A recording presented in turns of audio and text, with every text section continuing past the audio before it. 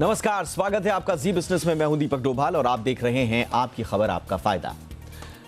अब इंजीनियरिंग के लिए 12वीं में मैथ्स, केमिस्ट्री और फिजिक्स की पढ़ाई जरूरी नहीं होगी।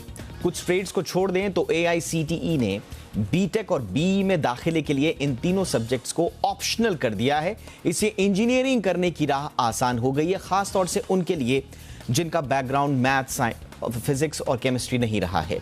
आज हम तकनीकी शिक्षा में आए इस बहुत बड़े बदलाव पर चर्चा करेंगे, समझेंगे कि एआईसीटीई के इस फैसले के पीछे वजहें क्या हैं, क्या वाकई से छात्रों को फायदा होगा, कहीं ऐसा तो नहीं कि मैथ्स, केमिस्ट्री और फिजिक्स के बगैर हम इंजीनियरिंग को दोयम दर्जे का बना रहे हों, क्या हम अनएम्प्लॉयबल कैंडिडेट्स तो तैयार नहीं कर रहे हैं। इसके पीछे बहुत सारे तर्क हैं, इसके बहुत पहलू हैं। इस पूरी बहस के चर्चा करेंगे बहुत ही खास मेहमानों के साथ, लेकिन पहले ये रिपोर्ट देखिए।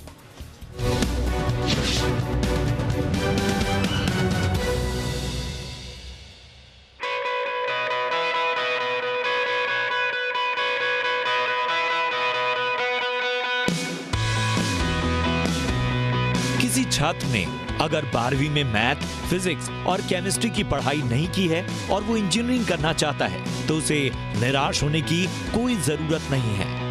बी और बीटेक के करीब 33% कोर्सेज को छोड़ दें तो मैथ, फिजिक्स और केमिस्ट्री की पढ़ाई के बगैर अब कोई छात्र इंजीनियरिंग की पढ़ाई कर सकता है।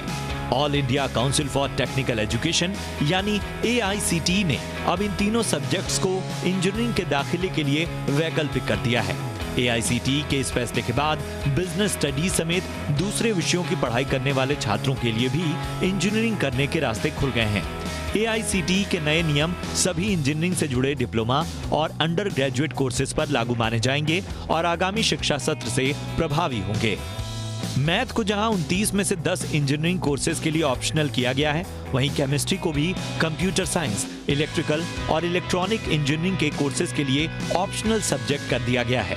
एआईसीटीई की नई गाइडलाइन के मुताबिक जिन छात्रों ने 12वीं में मैथ या केमिस्ट्री नहीं ली है, वो अगर कोई math, physics, chemistry, computer science, electronics, information technology, biology, informatics practice, biotechnology, technical vocational subject, agriculture, engineering, graphics, business studies और एंटरप्रेन्योरशिप में से कोई 3 विषय के साथ 12वीं पास किया है तो इंजीनियरिंग में दाखिला ले सकता है। हालांकि इंजीनियरिंग में दाखिले के लिए किसी छात्र को फाउंडेशन लेवल पर मैथ, फिजिक्स और केमिस्ट्री का ज्ञान होना जरूरी होगा।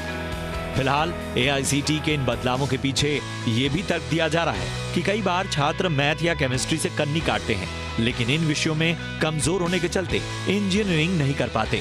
उन छात्रों के लिए ये एक बड़ा मौका साबित हो सकता है।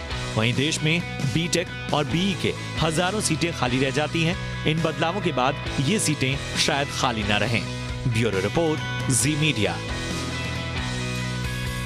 और आइए बिना देर किए हुए चर्चा करते हैं शुरू। बहुत ही खास मेहमान इस वक्त हमारे साथ मौजूद हैं। हमारे साथ हैं आनंद कुमार जी, जो कि फाउंडर हैं सुपर 30 के। जाने माने आप अब किसी परिचय के मोहताज नहीं है। आनंद जी, बहुत बहुत स्वागत है सर आपका हमारे शो पर। हमारे साथ हैं प्रोफेसर मनिंद्र अग्रवाल, आईआईटी कानपुर से हैं। मनिंद्र सर भी किसी परिचय के मोहताज नहीं है, बहुत बहुत स्वागत है सर आपका भी। और हमारे साथ एक और खास मेहमान प्रोफेसर उमा भारद्वाज, जो कि वाइस चांसलर हैं नोएडा इंटरनेशनल यूनिवर्सिटी की। उमा मैम, आपका भी बहुत बहुत स्वागत है। आनंद सर, मैं आपसे ही चर्चा की शुरुआत करना चाहूंगा। आपकी प्रतिक्रिया सर, जब आपने देखा, हालांकि इसको इंप्लीमेंट करने की बात अब कही गई है, लेकिन मूव ये नया नहीं है गवर्नमेंट का, आपकी फर्स्ट रिएक्शंस क्या थे बिना फिजिक्स, मैथ्स के इंजीनियरिंग?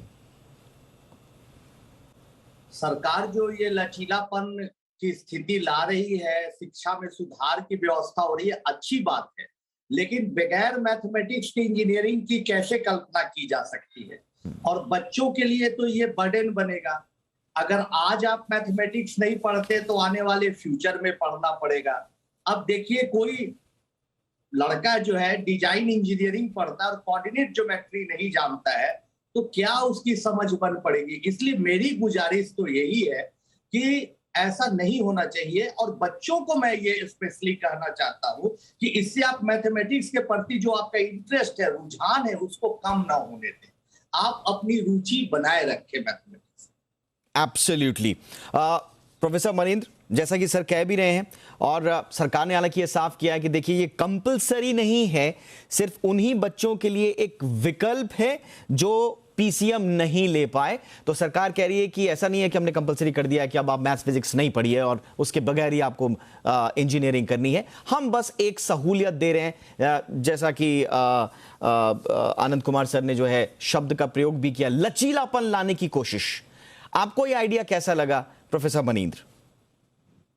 जी, मैं भी आनंद जी से सहमत हूँ कि लचीलापन अच्छा है। एक बच्चों को जो ये नहीं कर पाए हैं उनको सुविधा दी जा रही है, लेकिन दूसरी बात जो उन्होंने कही वो भी बहुत महत्वपूर्ण है कि इसका अर्थ ये नहीं होना चाहिए कि बच्चे जो इस प्रकार से इंजीनियरिंग विधा में आ रहे हैं वो इसको स्टडी छोड़ दें, क्योंकि मैथ्स विशेष रूप से सबको अच्छी जानकारी होना आवश्यक है। तो अगर अभी तक नहीं किया है, ये उनको सुविधा मिली है, लेकिन अपना मैथमेटिक्स का ज्ञान वो अच्छे से जरूर बढ़ाएं।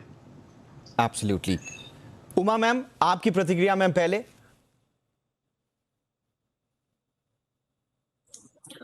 नमस्कार जी। ये मैंने आज पढ़ा टाइम्स ऑफ इंडिया में कि AICTE is trying to align itself NEP 2020 के साथ अपने आप को अलाइन कर रही है और कह रही है कि mathematics, physics, chemistry can be optional. लेकिन मुझे ऐसा लगता है कि इससे पूरा इंजीनियरिंग, जितने भी आपके कोर इंजीनियरिंग कोर्सेज हैं, मैथमेटिक्स के बिना आप क्या करेंगे? पॉसिबल ही नहीं है। यदि हम इलेक्ट्रोमैग्नेटिक थ्योरी की बात करेंगे तो बिना डिफरेंशियल के क्या उसको आप सॉल्व कर पाएंगे?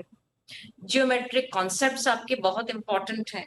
तो ये सब चीजों को, कैलकुलस, इन सब के लिए, थर्मोडायनेमिक्स, ये आपके सब्जेक्ट मैथमेटिक्स बेस्ड है। तो मुझे ये बात नहीं समझ में आती कि मैथमेटिक्स कंपलसरी नहीं करके, ऑप्शनल करके, यदि किसी को कोर ब्रांच में जाना तो उसके लिए तो ये बेसिक सब्जेक्ट्स बहुत ही इंपॉर्टेंट है। अदरवाइज ब्रिज कोर्स से खाली काम नहीं बनने वाला है। जब हम बात कर रहे हैं कि ब्रिज कोर्स हम देंगे इनको, those who want to come to engineering courses, that means आप समझ रहे हैं कि मैथमेटिक्स, फिजिक्स और केमिस्ट्री का आपका इंपॉर्टेंस है। तो फिर आप इनको ऑप्शनल यदि रख रहे हैं, देखिए नेशनल एजुकेशन पॉलिसी की हम बात करें तो यदि हम मेडिकल एजुकेशन में बात करें तो मेडिकल एजुकेशन तो NEP 2020 को एप्लीकेबल कर ही नहीं रहा है। उन्होंने इस चीज के लिए, पहले MCI था, अब NMC है, उन्होंने तो इसके लिए अपना काफी एक स्ट्रॉन्ग कदम उठाया हुआ है कि भाई हमारे यहाँ तो मल्टीपल एंट्री एग्जिट्स कैसे हो सकते हैं। ओके।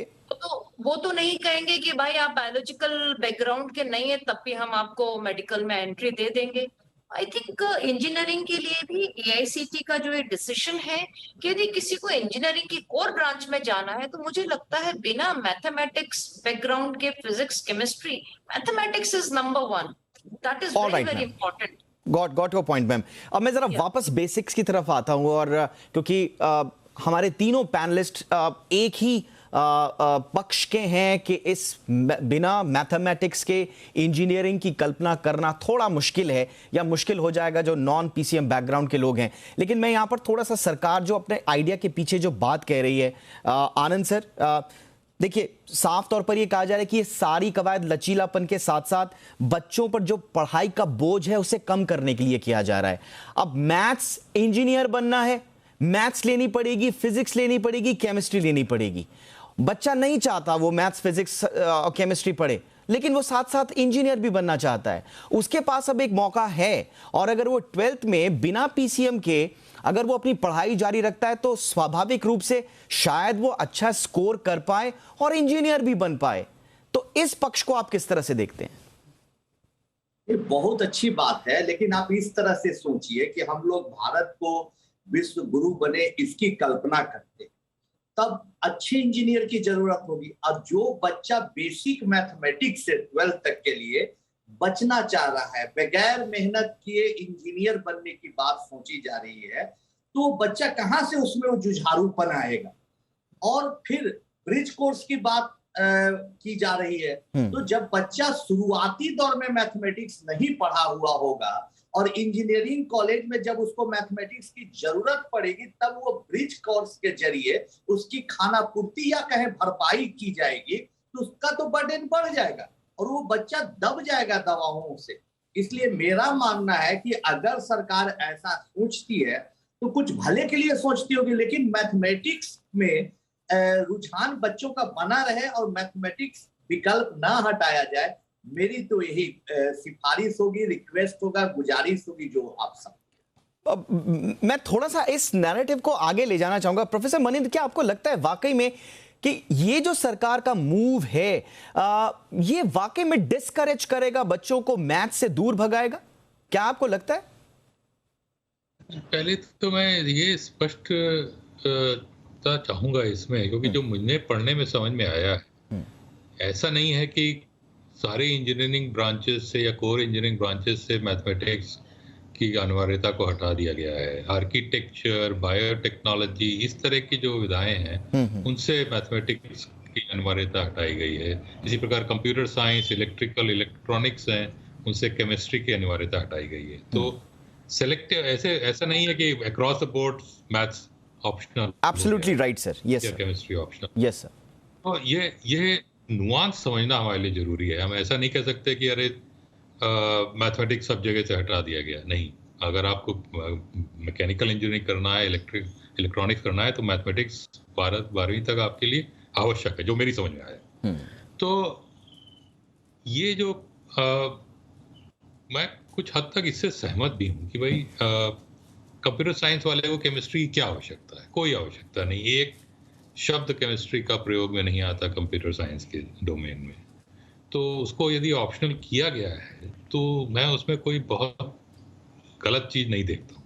मैथ्स में जरूर, जैसे मैंने कहा कि थोड़ा लगता है कि जैसे आर्किटेक्चर में भी थोड़ा गणित के नॉलेज की आवश्यकता होती है, लेकिन उतनी अधिक नहीं, डिफरेंशियल इक्वेशंस की आवश्यकता नहीं होती। तो मैथमेटिक्स का 10th का लेवल या उस तरह का लेवल में शायद काम चल जाए। तो और जो गवर्नमेंट सरकारी IICT का पैनल है, उन्होंने उसमें भी आई एम श्योर कि एक्सपर्ट्स रहे होंगे, उन्होंने सोच समझ के निर्णय लिया होगा ये। तो मैं इसमें कोई बहुत गलत चीज नहीं। एब्सोल्यूट। और उमा, मैं आपके पास आना चाहूँगा। एक मैं रिपोर्ट पढ़ रहा था, अनएम्प्लॉयबिलिटी की जो रिपोर्ट आई थी एस्पायरिंग माइंड्स करके है 2019 में। ये कह रहे थे कि भाई 80% of engineers in India are unemployable, और उसके पीछे उन्होंने बहुत कैटेगोरिकली बताया है कि क्या क्या इसके पीछे कारण हैं। जो मैथ्स बैकग्राउंड के साथ जो स्टूडेंट्स आ रहे हैं वो भी एकदम एम्प्लॉयबल हैं, ऐसी स्थिति नहीं है। तो अगर इस स्टोरी में अगर नॉन PCM वाले बच्चे भी अपने आप को इस ग्रोथ स्टोरी में पार्टिसिपेट करना चाहते हैं तो क्या बुराई है? और दूसरा, आजकल जमाना क्रॉस फंक्शनैलिटी का है। बहुत सारी चीजें हैं जहां पर आपको जरूरी नहीं है कि आपको फिजिक्स, केमिस्ट्री और मैथ्स के स्किल अनिवार्य हैं, जैसा कि मनिंद्र सर ने भी कहा है। तो क्या हम उनका मौका नहीं छीन रहे हैं जो बच्चे पार्टिसिपेट करना चाहते हैं इंजीनियरिंग की विधा में और वो किन्हीं कारणोंवश मैथ्स नहीं ले पाए? अभी जैसे डॉक्टर साहब ने कहा, बहुत राइटली कहा कि यदि हम बीटेक बायोटेक्नोलॉजी करना चाहते हैं तो उसमें मैथमेटिक्स की जरूरत हमको नहीं है। But since I am a biotechnologist, उसमें हमारा बायो प्रोसेस इंजीनियरिंग एक सब्जेक्ट होता है जिसके अंदर मैथमेटिक्स की बहुत जरूरत पड़ती है। जब हम लोग MSc भी करते हैं तो हमें मैथमेटिक्स वन सब्जेक्ट जरूर पढ़ना पड़ता है। तो दैट ब्रिज कोर्स कराने से वो आई थिंक एक आपका प्रॉब्लम एड्रेस बिल्कुल हो सकता है। एंड टू सम एक्सटेंट जहां तक AICT ने ये डिसीजन लिया है कि जैसे कंप्यूटर साइंस में केमिस्ट्री की जरूरत नहीं है, बायोटेक्नोलॉजी में मैथमेटिक्स की जरूरत नहीं है, इस तरीके कुछ कोर्सेज में जहां जिसकी जरूरत नहीं है वो NEP 2020 के हिसाब से उन्होंने अलाइन किया है, which is perfectly fine. Flexibility is very very important. देखिए, इसमें दो चीजें बहुत ही इंपॉर्टेंट हैं। यदि कोई बच्चा जिसका इंजीनियरिंग की तरफ रुझान है और वो कोर ब्रांच में जाना चाहता है तो डेफिनेटली उसमें मैंने देखा बच्चा वही जाता है जिसकी लाइकिंग इन सब्जेक्ट्स के लिए होती है। यदि उसकी लाइकिंग मैथमेटिक्स की तरफ है, फिजिक्स की तरफ है, केमिस्ट्री की तरफ है, तभी बच्चे का रुझान होता है और उस लाइन में जाता है, तभी उसको लाइफ में सक्सेस मिलती है। जहां हम एम्प्लॉयबिलिटी की बात कर रहे हैं, उसका इससे कुछ लेना देना नहीं है कि हम क्या सब्जेक्ट्स रख रहे हैं और क्या सब्जेक्ट्स नहीं रख रहे हैं। वो तो जैसे भी डॉक्टर साहब ने कहा कि कोर ब्रांच में जहां जिसकी जरूरत है, यदि कोई इलेक्ट्रिकल इंजीनियरिंग में जा रहा है तो वो मैथमेटिक्स पढ़ेगा, CS में जा रहा है तो केमिस्ट्री नहीं पढ़ेगा।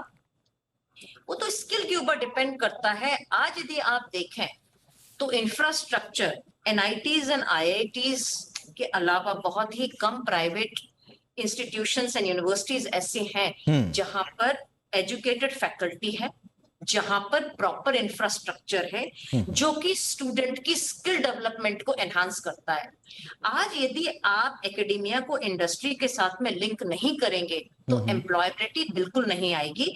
किसी भी डिग्री को डिजाइन करने से पहले हर ऑर्गेनाइजेशन को इस चीज का ध्यान रखना पड़ता है कि 3 things are very important. Outcome of the course is very important.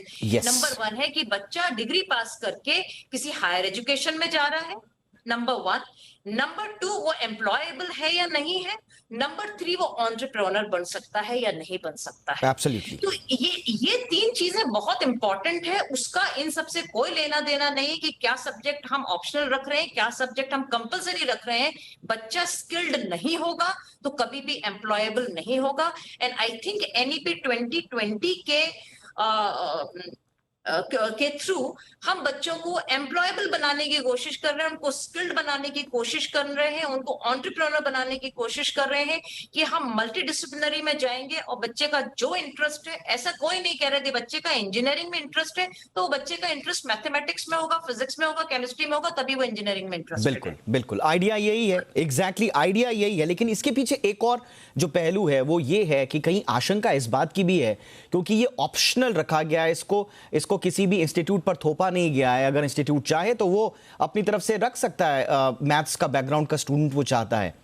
ऐसे में जो छोटे इंस्टीट्यूट हैं या सिर्फ जो धंधा और कारोबार करने के लिए जिन्होंने इंस्टीट्यूट्स खोले हुए हैं, कहीं वो ऐसे स्टूडेंट्स को टैप करके एक नई पौध तो तैयार नहीं कर रहे हैं अनएम्प्लॉयबल इंजीनियर्स की? इसका भी एक खतरा तो नहीं है क्या कहीं? तो बिना मैथ्स केमिस्ट्री बीटेक में एंट्री कैसे मुमकिन है? सरकार तो चाहती है, लेकिन क्या वाकई में ये प्रैक्टिकल एक फैसला है या नहीं? इस पर कर रहे हैं बहुत खास मेहमानों के साथ चर्चा।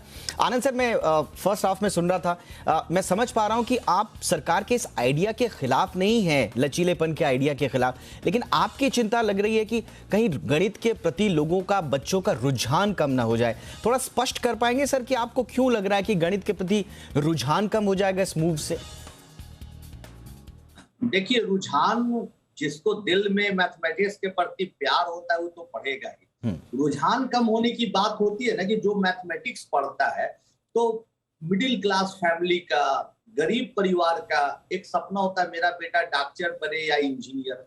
जैसे ही इंजीनियरिंग करने की बात होती है तो बच्चे मैथमेटिक्स पढ़ते हैं। तो एक मैथमेटिक्स पढ़ने की परंपरा है, और अगर हम इंजीनियर बच्चों को बना रहे हैं तो उनको मैथमेटिक्स की जरूरत बनी रहेगी। आप देखिए, अभी कुछ दिन पहले MIT यूएस के PhD हैं कौशल अजिताभ जी से बात हो रही थी। उन्होंने कहा कि अगर आप हाईएस्ट लेवल पर अपनी पढ़ाई को ले जाना चाहते हैं तो वहां पर तो मैथमेटिक्स, फिजिक्स, इंजीनियरिंग सब एक हो जाता है। हमारे विद्वान प्रोफेसर हैं, मैडम हैं, इन बातों को समझती है। तो दूसरी बात जो अभी आपने चर्चा की, जो बड़ी खतरनाक बात की, प्राइवेट इंजीनियरिंग कॉलेज की तो बल्ले बल्ले हो जाएगी। वो तो किसी को भी पकड़ के इंजीनियर बनाने के लिए प्रेरित करेगा कि आ जाओ, सिर्फ पैसे तो एडमिशन लो और डिग्री ले लो, तो बेरोजगारी की भी समस्या होगी। ये आपने बड़ा इंपॉर्टेंट बात कही। मैं सॉरी सर, मैं आपको बीच में टोक रहा हूं। मैं मैम के पास चलना चाहूंगा। मैम, ये जो चिंता है वाकई में, जो जिस बात का समर्थन आनंद सर भी कर रहे हैं कि जो कुकुरमुत्ते की तरह जो बाढ़ आ रखी है इंजीनियरिंग कॉलेज की, जो अपनी शर्तों पर कह देते हैं कि आप आ जाइए, कोई प्रॉब्लम नहीं है, आप एडमिशन ले लो हमारे यहाँ, आप बस पैसा दे दो, एडमिशन ले लो, उनकी तो पौबारा हो गई। देखिए, ऐसा है कि जो NEP 2020 है उसने इन चीजों का भी पूरा इंतजाम किया हुआ है। 3 टायर इंस्टीट्यूशंस की उन्होंने बात की हुई है। तो मुझे लगता है कि स्ट्रगल फॉर एग्जिस्टेंस वाला समय आ गया है। जो ठीक काम करेगा वो सरवाइव करेगा, जो ठीक काम नहीं करेगा वो अपने आप टाइम के साथ पेरिश हो जाएगा। अभी जो NEP की फ्लेक्सिबिलिटी है दैट इज वेलकम, क्योंकि हम वेस्ट के एजुकेशन में जाएं तो वेस्ट में ये फ्लेक्सिबिलिटी है, तभी शायद उनका एजुकेशन सिस्टम हम देखते हैं तो सक्सेसफुल है। और शायद अब NEP 2020 उसी तरफ जा रहा है कि एक बच्चे को जिस जिस सब्जेक्ट में इंटरेस्ट है, जहां रुझान है, वो वही पढ़े, क्योंकि यदि आप अपना पैशन फॉलो करते हैं तो मैं आपको बता रही हूँ कि बच्चा यदि अपना पैशन फॉलो करता है, जो उसे पसंद है वो पढ़ता है, तो जरूर सक्सेसफुल होता है। उस सक्सेस को कोई नहीं रोक सकता है, क्योंकि उसके अंदर उसकी क्रिएटिविटी इन्वॉल्व है। कई बार क्या करते हैं हम, बहुत सारे सब्जेक्ट इंपोज करके बच्चे की क्रिएटिविटी को चाइल्डहुड से ही खत्म कर देते हैं। जब वो प्री नर्सरी में जाना शुरू करता है तो हम क्लासरूम कंडीशनिंग इतनी कर देते हैं कि बच्चे की क्रिएटिविटी खत्म होने लग जाती है।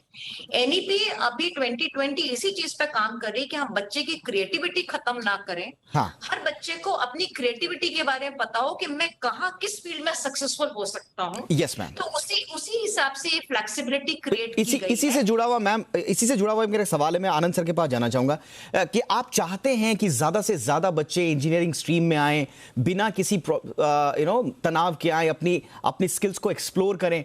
लेकिन आनंद सर, आपका एंट्रेंस जो एग्जामिनेशन है उसमें तो कोई चेंज नहीं किया आपने। उसमें तो आपका मैथ्स आएगा, फिजिक्स आएगा, केमिस्ट्री के सवाल आएंगे। तो आप बच्चों पर मुझे लग रहा है कि एक तरह से एक अतिरिक्त दबाव बना रहे हैं कि आपने मैथ्स फिजिक्स और केमिस्ट्री नहीं पढ़ा, लेकिन पेपर आप वही दीजिए जो मैथ्स केमिस्ट्री और साइंस वाला, केमिस्ट्री और फिजिक्स वाला है। तो ये अतिरिक्त बोझ तो नहीं बढ़ रहा है सर? नहीं, मेरा मानना है कि ये लोग पेपर में भी बदलाव लाएंगे, वरना ये जो स्टेटमेंट है उसका कोई मतलब नहीं। तो जरूर आना चाहिए एंट्रेंस टेस्ट में भी बदलाव।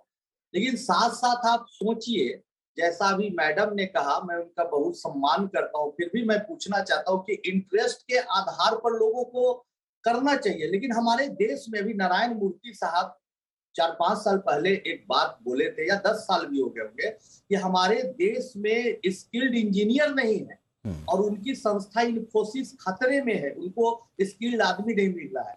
सोचिए, उस समय इंजीनियरिंग का और अधिक दौर था, अच्छे इंजीनियरिंग कॉलेजों की भरमार थी। अब तो हालात प्राइवेट कॉलेज आ गए, बहुत सारे कुकुर मुत्ते की तरह कॉलेज है। वैसी स्थिति में हम क्या सोच सकते हैं? Absolutely sir.